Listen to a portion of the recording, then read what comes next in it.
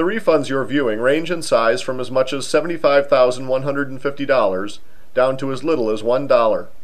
which actually began as a 70-cent claim, but was rounded up under the rules of the state tax agency to which it was submitted. That little check, and the many other very modest refunds on display here, illustrate a very important aspect of this whole subject,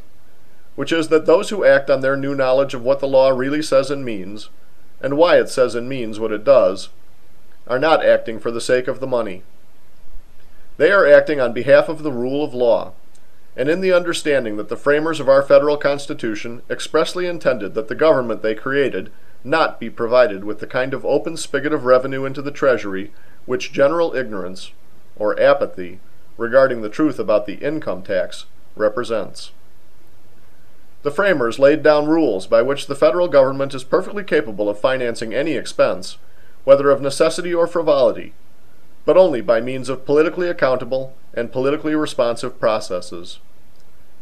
These processes include apportioned direct taxes, suitable and historically called upon for the financing of rare calamitous expenditures, such as become necessary as a consequence of war or natural disasters,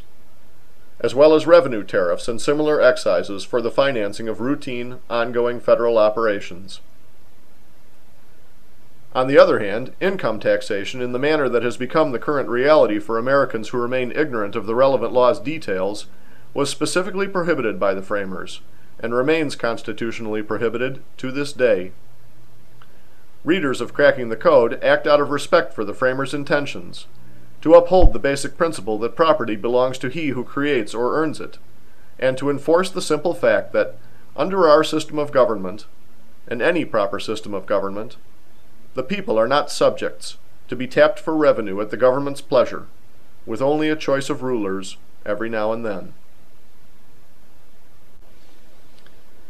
It will come as no surprise to you, having seen what you have seen, and having learned what you have learned watching this film so far, that the IRS has been vigorously trying to suppress Cracking the Code, and to discourage those who read the book from acting on their new knowledge, since the very moment the book first became available in August of 2003. Repeated efforts to have the book ordered off the market by federal judges have been defeated already,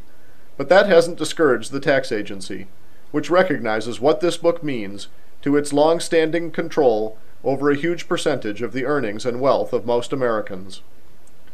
Even now, and even while quietly continuing to issue refunds and otherwise honor the filings of Cracking the Code readers every week year-round, the IRS is engaged in a massive public relations blitz attacking the book and me personally.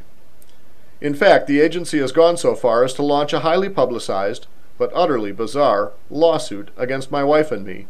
in which it is arguing that refunds made to us for 2002 and 2003 were issued in error,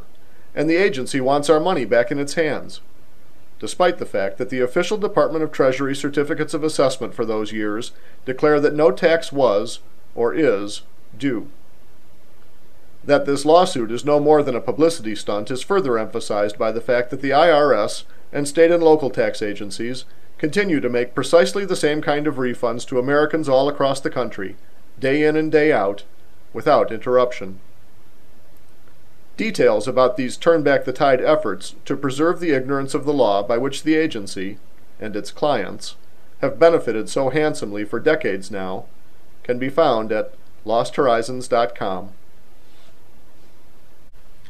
I'm going to close this film with a few comments by readers of Cracking the Code, whose ranks I hope you'll choose to join. I especially hope that, after you read the book, you'll also choose to join us in standing up for the rule of law, by insisting that your servant governments abandon their long-standing efforts to encourage and exploit ignorance about the true nature of the income tax. Thank you for your time.